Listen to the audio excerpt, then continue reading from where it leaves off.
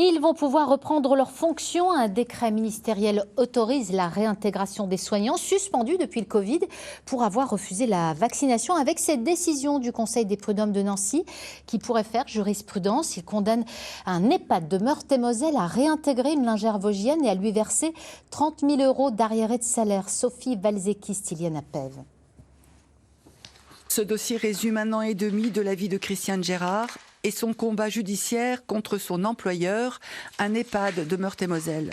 Le 27 septembre 2021, elle est sommée de quitter son poste de lingère parce que non vaccinée contre le Covid. Elle est alors suspendue. Depuis, sa fiche de salaire affiche 0 €. On n'a plus de revenus, on n'a plus rien.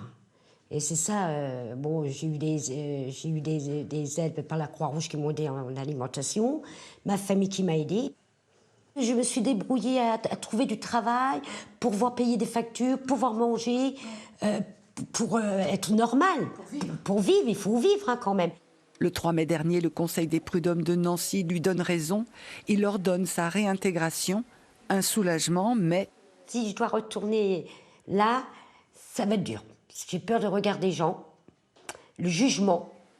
Dans ses conclusions, la justice souligne que l'employeur a violé le secret médical et n'a pas respecté le droit individuel garanti par la Convention européenne des droits de l'homme.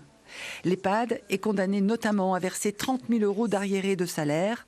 Pour l'avocate de Christiane Gérard, c'est un signal pour tous les soignants non vaccinés réintégrés par le décret ministériel. Aujourd'hui, on s'aperçoit que la justice se réveille. Ça vient là de la justice judiciaire pour le moment, mais effectivement, on se rend compte que cette aberration qui n'a que trop duré doit être stoppée déjà et réparée. Cette décision est pionnière, mais j'espère que c'est la première, pierre d'un courant jurisprudentiel favorable aux soignants. Donc oui, je suis optimiste, mais toujours combattante. L'EHPAD pourrait faire appel de ce jugement. Christiane Gérard le sait, mais elle a gagné ce premier combat et c'est l'essentiel pour elle.